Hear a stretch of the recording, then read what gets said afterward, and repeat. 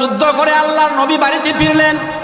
7 বছরের বাচ্চা বশির ইবনে উকবা রাদিয়াল্লাহু তাআলা আনহু আল্লাহর নবীর কিনারে গিয়ে দাঁড়ায় বলে, ইয়া রাসূলুল্লাহ, ইয়া হাবিবাল্লাহ, ও নবীজি, সূর্য লাল হয়ে গেছে, সূর্য লাল হয়ে গেছে, কিছুক্ষণ পরে অস্ত হয়ে যাবে, রাত্র হয়ে যাবে। আমার আব্বাকে তো আমি প্রতিদিন গলার মধ্যে ধরে ঘুমাই, আমার যে মা নাই, আমার যে ভাই নাই, আমার যে বোন নাই। বশির ইবনে উকবা বিশ্ব নবী আপনার আমার নবীর কাছে যখন এই কথা যখন বললেন, আল্লাহ নবী তো জানে বশিরের আব্বা তো জিহাদে শহীদ হয়ে গেছে, এখন আমি কি ভুলি। কিন্তু এই 7 বছরের বাচ্চা আল্লাহ নবীর চেহারা মোবারকের দিকে তাকায়া বলেন, ইয়া রাসূলুল্লাহ, ইয়া হাবিবাল্লাহ, বারবার কুকিল কণ্ঠে বলেন, ইয়া রাসূলুল্লাহ, আমার যে মা নাই, আমার যে বাবা নাই, আমার যে ভাই নাই, আমার যে বোন নাই, কিছুক্ষণ পরে সূর্য অস্ত হয়ে যাবে, অন্ধকার হয়ে যাবে, আমার আব্বার গলার মধ্যে ধরে প্রতিদিন আমি ঘুমা। আমার আব্বা কোথায়? সবাই তো যুদ্ধের মাঠ থেকে আইসা পড়ছে। আল্লাহর নবী বিশ্ব নবী রাহমাতুল লিল আলামিন এবার ডান দিকে বাম দিকে মুখ ফিরায়া বলেন, বশির রে, তোমার আব্বাকে তো এখন আমি আর জান্নাত থেকে আনিয়ে দিতে পারবো না। তোমার আব্বা আল্লাহর ডাকে সাড়া দিয়ে জান্নাতের মধ্যে চলে গেছে। আল্লাহ নবী বলেন, আরে বশির, কান্দিস না, চোখের পানি মুছে ফেলে দে। আজকে দেখে আমি মুহাম্মদ তোমার গোটা জিন্দিগির আজকে থেকে আমি মুহাম্মদ তোমার আব্বা হয়ে গেলাম। আয়াতে কারিমার মধ্যে বলেন, সানাকতুবু মা ক্বালু ওয়া কাতলাহুমুল আমবিয়া বিগাইরিল হক। আল্লাহ রাব্বুল আলামিন বলেন যে তোমাদের কথাগুলো আমি আল্লাহ লিখে রাখতেছি, এবং তোমরা যে অন্যায়ভাবে নবীগণকে হত্যা করেছ, আমি আল্লাহ তোমাদের কথাগুলা লিখে রাখতেছি। কাল হাসরের মাঠে, কঠিন হাসরের মাঠে আমি আল্লাহ তোমাদের সামনে এই কথাগুলা দাঁড় করে তোমাদের জন্য অনন্ত সীমকাল জাহান্নামের ব্যবস্থা করে রাখছি। ওই দিন আল্লাহ বলবেন, ওয়ানাকুলু যুকু আযাবাল হারিক।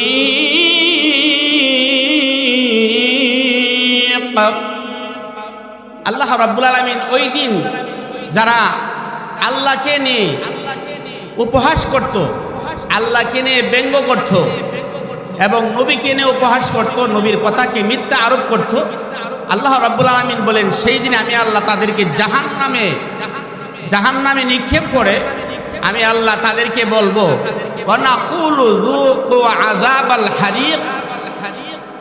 এখন তোমরা জাহান্নামের প্রজ্বালিত আগুনে জ্বলে পুড়ে তোমরা জাহান্নামের স্বাদ গ্রহণ করো। এদিন আল্লাহ নিজেই বলবেন। তো ইহুদিরা যখন আল্লাহর পক্ষ থেকে যখন আল্লাহর নবীর উপরে যখন যাকাত এবং সদকা খৈরত যখন এই আয়াত নাজিল হয়, তখন ইহুদিরা আল্লাহর নবীকে নিয়ে ব্যঙ্গ করতে শুরু করলেন, উপহাস করতে শুরু করলেন।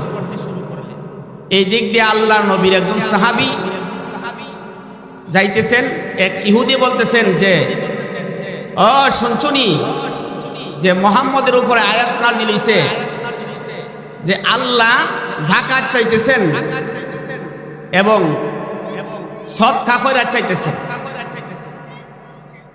আচ্ছা আপনারা বলুন, যাকাত 5টা স্তম্ভের মধ্যে একটা স্তম্ভ, কালিমা, নামাজ, রোজা, হজ, যাকাত। নামাজ যেমন ফরজ, যাকাতও ফরজ। কেহ যদি যাকাত অস্বীকার করে সেই ব্যক্তি আবার কালিমা পড়ে মুসলমান হইতে হইবে। এটা আল্লাহর একটা বিধান, ফরজ বিধান। আল্লাহর কথাগুলা নিয়ে ইহুদিরা তারা কি করতেন? উপহাস করতেন। নাউজুবিল্লাহ বলবেন না? এই দিক দিয়ে আবু বকর সিদ্দিক রাদিয়াল্লাহু আনহু আইতেছেন, তো এক ইহুদি বলতেছে যে মোহাম্মদের আল্লাহ নাকি, মোহাম্মদের আল্লাহ ফকির আর আমরা হইলাম ধনী, আমরা হইলাম আমির। এই কথা শুনতেই হযরতে আবু বকর সিদ্দিক রাদিয়াল্লাহু তাআলা আনহু ইহুদিকে একটা জোরে সপটাঘাত মেরে দিলেন। সুবহানাল্লাহ বলে। আবু বকর সিদ্দিক রাদিয়াল্লাহু তাআলা আনহু বলেন যে আমার আল্লাহকে নিয়ে যে কেহ ব্যঙ্গ করে, যে আমার আল্লাহকে নিয়ে কেহ তুচ্ছ তাচ্ছিল্য করে, আর আমি আবু বকর দুনিয়াতে বেঁচে থাকবো, তা কখনো হতে পারে না। কথা ঠিক কিনা? আল্লাহর নবীর সাহাবী হযরত আবু বকর ইহুদিকে ডাক দিয়ে বলে, ইহুদি রে, আমাকে গালি দিয়ে আমি মেনে নিব, আমার আব্বাকে গালি দিলে আমি মেনে নিব রে ইহুদি, আমার আম্মাকে গালি দিলে আমি মেনে নিব, আমার বন্ধুকে গালি দিলে আমি মেনে নিব, আমার গোষ্ঠীর মানুষকে যদি গালি দাও তাহলে আমি মেনে নিব, কিন্তু আল্লাহর কসম, যদি আমার আল্লাহকে যদি গালি দাও তাহলে আমি আবু বকর, আমার গায়ে এক বিন্দু রক্ত থাকতেও আমি আবু বকর তোমাকে আমি ছেড়ে দিব না। ইমানের পাওয়ার কত! সাহাবায়ে কেরাম থেকে সাহাবায়ে কেরাম যে কালিমা পড়েছেন, কালিমা পড়ে মুসলমান হয়েছেন, আমরাও তো এই কালিমা পড়েছি, কথা ঠিক কিনা? কিন্তু আমরার বেলা এমন, আমার নবীকে আমাদের সামনে উপহাস করে, নবীকে গালো মন্দ করে, আল্লাহকে এনে ব্যঙ্গ করে, আল্লাহকে এনে উপহাস করে, তুচ্ছ তাচ্ছিল্য করে, কোরআনের আয়াতকে নিয়া তুচ্ছ তাচ্ছিল্য করে, উপহাস করে। আল্লাহকে নিয়ে যারা উপহাস করে, নবীকে নিয়ে যারা তুচ্ছ তাচ্ছিল্য উপহাস করে, তারা হলো নাস্তিক। তারা কি? নাস্তিক। নাস্তিকদেরকে দুনিয়াতে রাখার মতো, দুনিয়াতে থাকার মতো তাদের কোনো অধিকার নাই। আল্লাহকে যদি গালি দেয়, আল্লাহর নবীকে যদি গালি দেয়, তাহলে যারা কাঠি মুসলমান তারা কখনো ওই এত বড়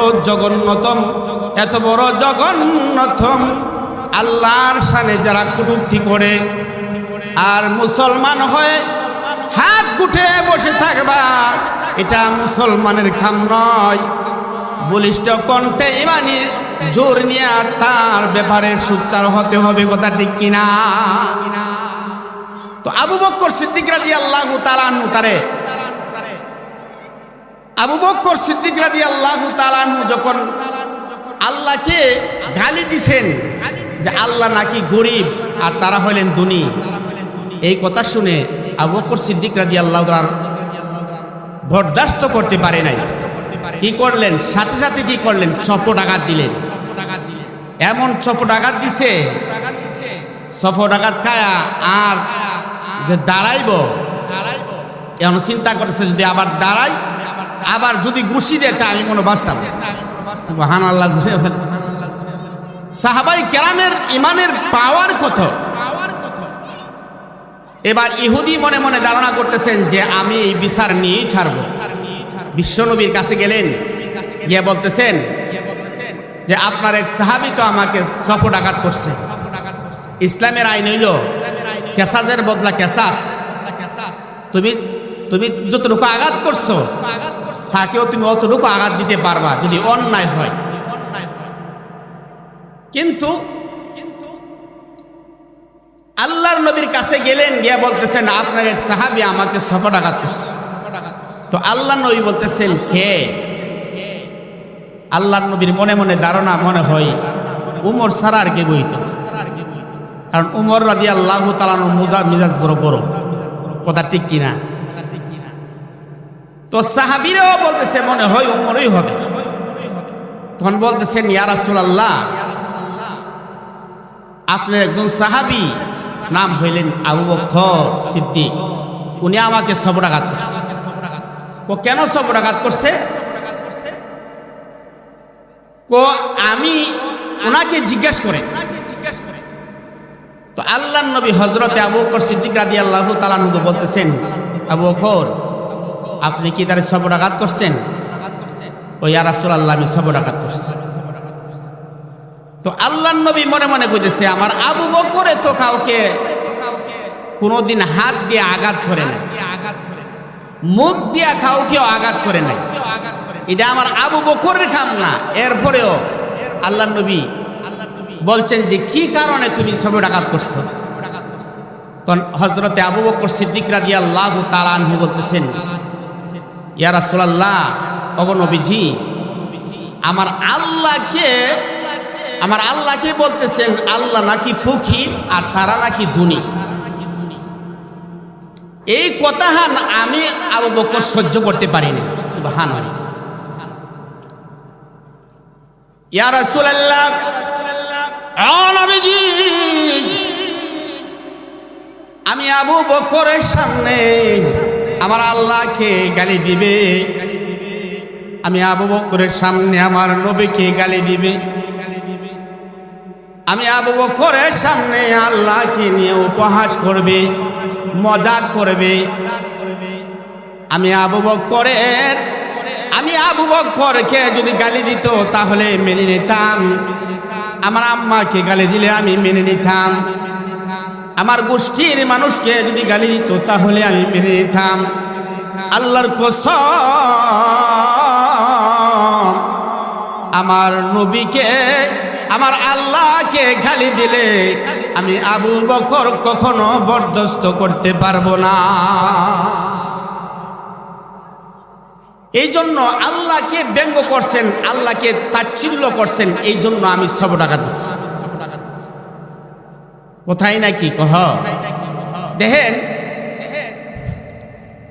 আল্লাহকে নিয়ে বাংলাদেশের মধ্যে এখন আল্লাহকে নিয়ে ব্যঙ্গ করতেছে, কথা ঠিক কিনা জুড়ে বলি?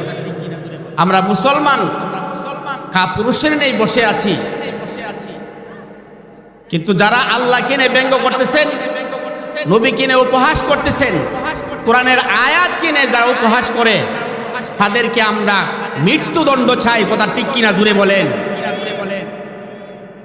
যেন এমন বিচার হওয়া দরকার যেন তাদেরকে দেখে গোটা পৃথিবীর মানুষ যেন তার শিক্ষা গ্রহণ করে যে ইসলামের আইন বড় সুন্দর আইন। এই জন্য আল্লাহকে নিয়ে যারা ব্যঙ্গ করে, নবীকে নিয়ে যারা উপহাস করে, কুরআনুল কারীমকে নিয়ে যারা উপহাস করে, তাদের বাংলার জমিনে তাদের মৃত্যুদণ্ড হওয়া উচিত, কথা ঠিক কিনা জুড়ে?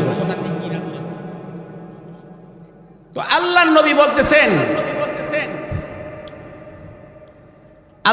বলতেছেন ও আবু বকর, তুমি যে গালি দিছ, তোমার আল্লাহরে যে উপহাস করছে, তোমার আল্লাহরে যে গালি দিছে, তোমার কোনো সাক্ষী আছে না? ও ইয়া রাসূলুল্লাহ, যে সময় ইহুদি আল্লাহরে বলছে যে আল্লাহ ফকির আর তারা হইল ধনী, এক সময় আমি আর ইহুদি ছিলাম, আর কেউ ছিল না। তো ইহুদিরা বলতেছে তুমি কি আল্লাহকে ফকির বলছ? যিনি রহমাতুল লিল আলামিন, নবীজির কথার কত সুন্দর। তো ইহুদি বলতেছে, ওই জায়গার মধ্যে ইহুদি একটা মিথ্যার আশ্রয় নিয়েছে, নাউযুবিল্লাহ বলেন। ইহুদি বলতেছে আমি এই কথা বলি নাই, আপনার সাহাবী এমনি আমার সফরাঘাত করছে, নাউযুবিল্লাহ বলে। তো আল্লাহর নবী বলতেছেন যে ও আবু বকর, আপনার যেহেতু সাক্ষী নাই, অতএব আপনি অনর্থ কোরআনে কি করছেন, সফরাঘাত করছেন। উনি বলতেছে উনি আল্লাহকে কোন গালি দিছে না। এখন আপনি যেভাবে ওনাকে সফরাঘাত করছেন, আপনাকেও এইভাবে কি করবে, সফরাঘাত করবে। এই কথা বলতেই আবু বকর সিদ্দিক রাদিয়াল্লাহু তাআলা আনহু মাথাটা নিচু করে চোখের পানি ছেড়ে ছেড়ে দিয়ে কাঁদতে শুরু করলেন। ইয়া রাব্বি করিম,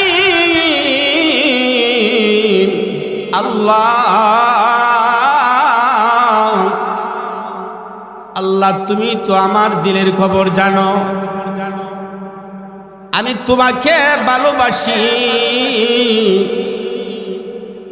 তোমাকে ভালোবাসি বিদায় এই জন্য তোমাকে গালি দিয়েছে, উপহাস করেছে। ওগো মালিক আল্লাহ, এই জন্য আমি আবু বকর সহ্য করতে পারি নাই, ইহুদিকে আমি সফরাঘাত দিছি। কিন্তু ওই সময় আমার কোনো সাক্ষী ছিল না, ইহুদি মিথ্যার আশ্রয় নিয়েছে। প্রভু প্রভু গো, এই নীল আকাশের নিচে জমিনের উপরে আমার আর কোনো সাক্ষী নাই।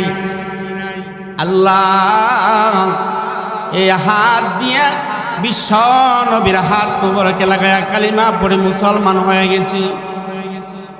আমি মিথ্যার আশ্রয় নিতে পারবো না, আমার মৃত্যুদণ্ড হলেও মৃত্যু হলেও আমি মিথ্যার আশ্রয় নিব না।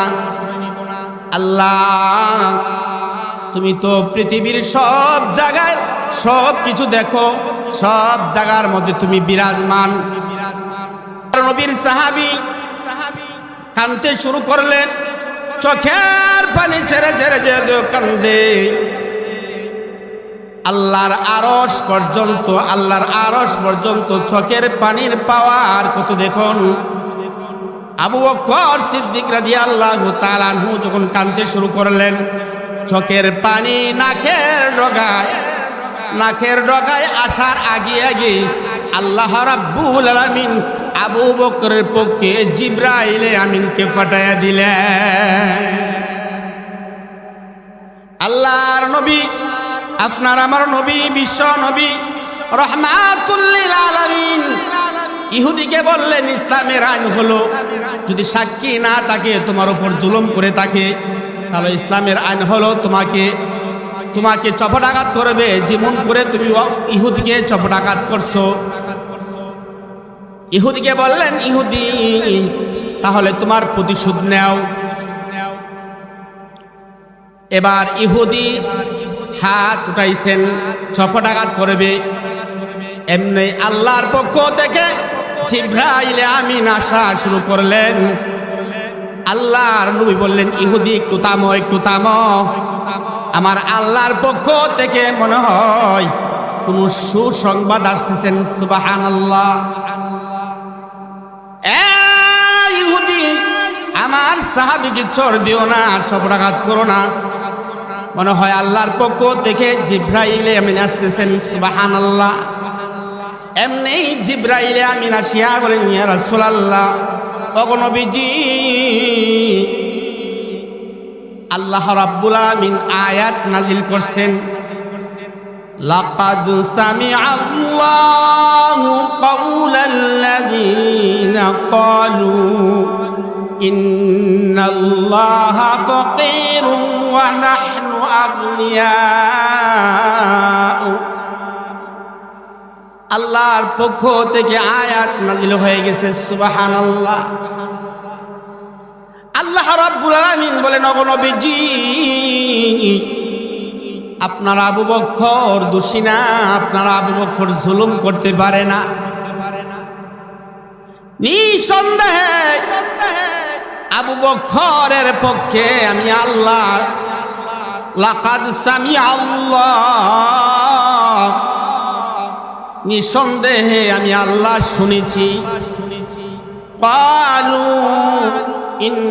ইন্নাল্লাহা ফাকীরুন ওয়া নাহনু আগনিয়া। আল্লাহ রাব্বুল আলামিন বলেন, লাকাদ সামিআল্লাহু কাওলাল্লাযীনা, নিশ্চয় নিঃসন্দেহে আমি তাদের কথা শুনেছি। তারা বলেছেন, তারা কি বলেছেন? তারা বলেছেন আমি আল্লাহ নাকি ফকির, তারা নাকি ধনী। ওগো বিশ্বনবী, আমি আবু বকরের পক্ষ হইয়া আমি আল্লাহ স্বয়ং আবু বকরের সাক্ষী হয়ে গেলাম। আল্লাহ স্বয়ং সাক্ষী হয়ে গেছে, কন্যা জোরে সুবহানাল্লাহ। আল্লাহ সাক্ষী হয়ে গেছে এবং আল্লাহ বলেন সানাকতুবু মা ক্বালু ওয়া কাতলাহুমুল আমবিয়া বিগাইরি হক। আল্লাহ বলেন আমি আল্লাহ তোমাদের কথা এবং তোমরা নবীগণকে যে অন্যভাবে হত্যা করেছো আমি আল্লাহ সবগুলা লিখে রাখছি। সুবহানাল্লাহ বলেন। যারা এখন বর্তমানে আল্লাহকে নিয়ে ব্যঙ্গ করতেছে, আল্লাহকে নিয়ে উপহাস করতেছেন, আল্লাহ দেখতেছিনি। একটু জোরে কন, আল্লাহর গজবাইতে কিন্তু এক সেকেন্ডও লাগে না। হ্যাঁ, আল্লাহ তাদেরকে এই নাস্তিকদেরকে ধ্বংস করে দিবে এবং আল্লাহ নিজে বলেছেন কাল হাসরের কঠিন ময়দানে আমি আল্লাহ স্বয়ং ওয়ানাকুলু যুকু আযাবাল হারিক, আমি আল্লাহ তাদেরকে জাহান্নামে নিক্ষেপ করে জ্বলন্ত প্রজ্বলিত আগুনে তাদেরকে জ্বলে পুড়ে আমি আল্লাহ তাদেরকে আমি আল্লাহ বলবো যে এখন জাহান্নামের আগুনের প্রজ্বলিত আগুনের স্বাদ আস্বাদন গ্রহণ কর।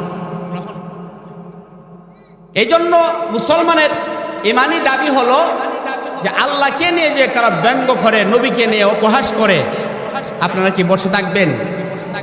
আপনার হাত গুটায় বসে থাকবেন? ইমানি বলে বলিয়ান হয়ে ইমানের হক আদায় করবেন, আপনি সুচ্চার হবেন, তাদের এই বলিষ্ঠ কণ্ঠে তাদের প্রতিহত করবেন। ইনশাল্লাহ পারবেন না ভাই? এটা আমাদের ইমানি দায়িত্ব। তো আল্লাহ রাব্বুল আলামিন বলেন যে আল্লাহর মায়া কি করেন, আবু বকর সিদ্দিক রাদিয়াল্লাহু তাআলা ইহুদিকে চপটাঘাত করছে। আল্লাহ নবী হাদিস শরীফে বলেন মান আহাব্বা লিল্লাহ ওয়া আবগাযা লিল্লাহ ওয়া আ'তা লিল্লাহ ওয়া মানা'a লিল্লাহ ফাকাদ ইসতাকমালাল ঈমান। মান আহাব্বা লিল্লাহ, আল্লাহর নবী বলেন যে তোমাদের মধ্যে কেহ যদি আল্লাহর জন্য কাউকে কাহারও ভালোবাসে, কোন ব্যক্তি আল্লাহর জন্য কাহারও ভালোবাসে, কাউকে ভালোবাসে, এই ভালোবাসা এবং আল্লাহর জন্য দুশমনি করা, আল্লাহর জন্য দান করা, আল্লাহর জন্য দানতে বিরত থাকা, আল্লাহর নবী বলেন এই চারটা কাজ যদি তোমার মধ্যে পাওয়া যায় আল্লাহ তাআলা তোমার ঈমানকে পরিপূর্ণ করে দিবেন। মান আহাব্বা লিল্লাহ, আল্লাহর মহাব্বতের জন্য কি করছেন? ইহুদিরে চপটাঘাত করছে। আর আমরা আজকে আল্লাহর মহাব্বতের জন্য যদি এই আল্লাহর জমিনে আল্লাহকে ব্যঙ্গ করে, নবীকে উপহাস করে, আমরা খালি সেই থাকায়া থাকি কিন্তু তার প্রতিবাদ করি না। কথা ঠিক কি? আল্লাহর মহাব্বতের জন্য কাউকে ভালোবাসা, এই হাদিসটা যদি প্রত্যেকের ঘরে থাকতো তাহলে বায়ে বায়ে দ্বন্দ্ব থাকতো না। কথা ঠিক কি? স্বামী স্ত্রী দ্বন্দ্ব থাকতো না, বায়ে বায়ে মৃত্যু পর্যন্ত দ্বন্দ্ব লেগে আছে প্রত্যেকটা ঘরে ঘরে। কথা ঠিক কিনা জোরে বলেন। ক্বালা রাসূলুল্লাহ সাল্লাল্লাহু আলাইহি ওয়াসাল্লাম মান আহাব্বা লিল্লাহ, আল্লাহর নবী বলেন যে তোমাদের মধ্যে আল্লাহর জন্য কাউকে ভালোবাসা, একজন একজনকে ভালোবাসা আল্লাহর জন্যে। কার জন্যে? আল্লাহর জন্যে ভালোবাসা। যদি আল্লাহর জন্য আমার ভাইকে আমি ভালোবাসতাম তাহলে আমার ঘরের মধ্যে, আমার ভাইয়ের মধ্যে আর আমার মধ্যে এমন মহাব্বত হতো মৃত্যু পর্যন্ত ভাইকে আমি ছেড়ে আমি কোথাও যাইতাম না। ঠিক কিনা? মান আহাব্বা লিল্লাহ, আল্লাহর জন্য একজনকে একজন ভালোবাসো। আমরা কিন্তু একজনকে একজন ভালোবাসি, কিন্তু আল্লাহর জন্য না। ভালোবাসি, বিয়াই বিয়াইকে ভালোবাসে, কিন্তু বিতর্ক তো আল্লাহর জন্য না। কথা ঠিক কিনা জোরে বলে। এই এলেমটা আমাদের মধ্যে নাই। ভাই ভাইদের বাইরে যদি কি করতো, আল্লাহর জন্য ভালোবাসতো, তাহলে ভাইয়ের মধ্যে যে ভালোবাসা, এই ভালোবাসায় মৃত্যু পর্যন্ত থাকতো।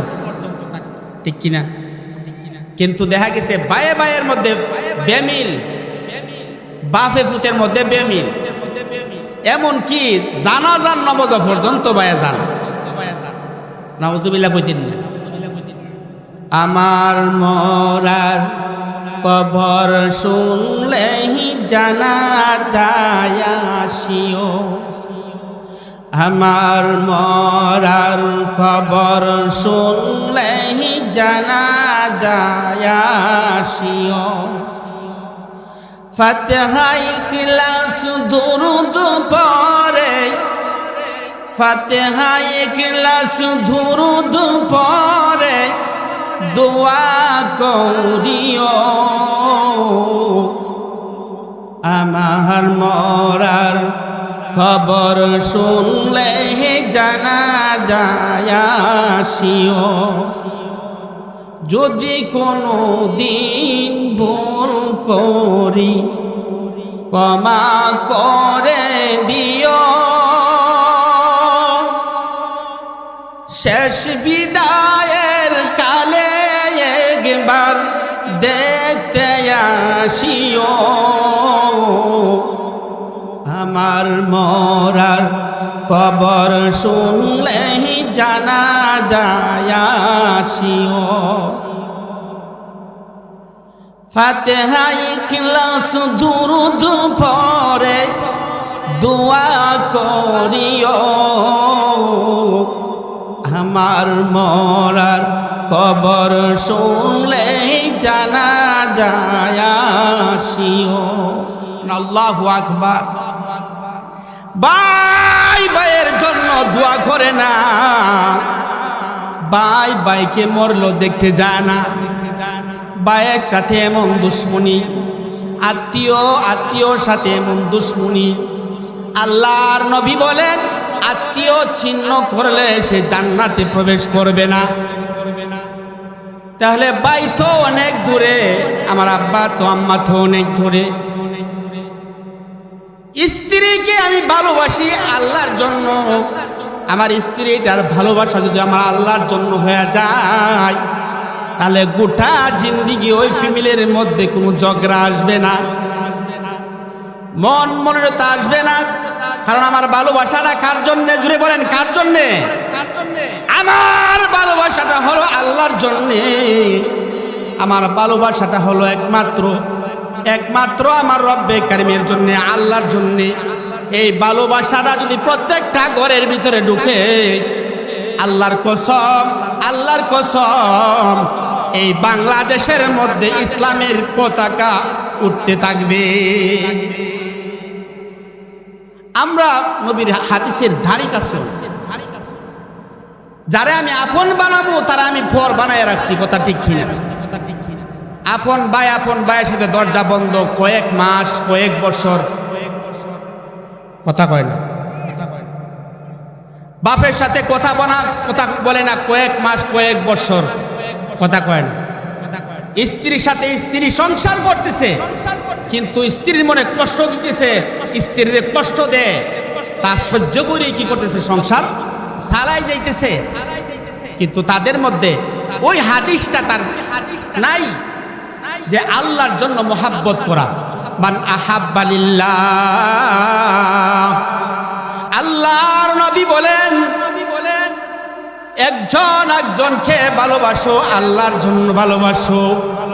এটা যদি শুধু আল্লাহর জন্য ভালোবাসা হয়, তাহলে প্রত্যেকটা ফ্যামিলির মধ্যে রব্বে কারিম আল্লাহর আরশে আজিম থেকে রহমত আর বরকত দিয়ে প্রত্যেকটা ফ্যামিলির মধ্যে ভরপুর করে দিবে। মান আহাব্বা লিল্লাহ ওয়া আবগাদা লিল্লাহ, আবগাদা লিল্লাহ আল্লাহর জন্য দুশমনি করা, সাহাবায়ে কেরাম যুদ্ধ করেছেন কিনা জুড়ে বলেন? সাহাবায়ে কেরাম যুদ্ধ করেছেন। বশির ইবনে উকবা 7 বছরের বাচ্চাকে তোয়া আল্লাহ নবী বলছেন, ও সাহাবায়ে কেরাম যুদ্ধের জন্য রওনা হয়ে যাও। 7 বছরের বাচ্চাকে তোয়া ওই যুদ্ধের মধ্যে চলে গেলেন। এই দিক দিয়ে যুদ্ধে শেষ হওয়ার পর ওই বশির ইবনে উকবা 7 বছরের বাচ্চা তোয়া যুদ্ধের রণাঙ্গনে শহীদ হয়ে আল্লাহর তৈরি জান্নাতে চলে গেছে। বিকালবেলা যখন যুদ্ধ করে আল্লাহর নবী বাড়িতে ফিরলেন, 7 বছরের বাচ্চা 7 বছরের বাচ্চা বশির ইবনে উকবা রাদিয়াল্লাহু তাআলা আনহু আল্লাহর নবীর কিনারে গিয়ে দাঁড়ায়া বলেন, ইয়া রাসূলুল্লাহ, ইয়া হাবিবাল্লাহ, ও নবীজি, সূর্য লাল হয়ে গেছে, সূর্য লাল হয়ে গেছে, কিছুক্ষণ পরে অস্ত হয়ে যাবে, রাত্র হয়ে যাবে।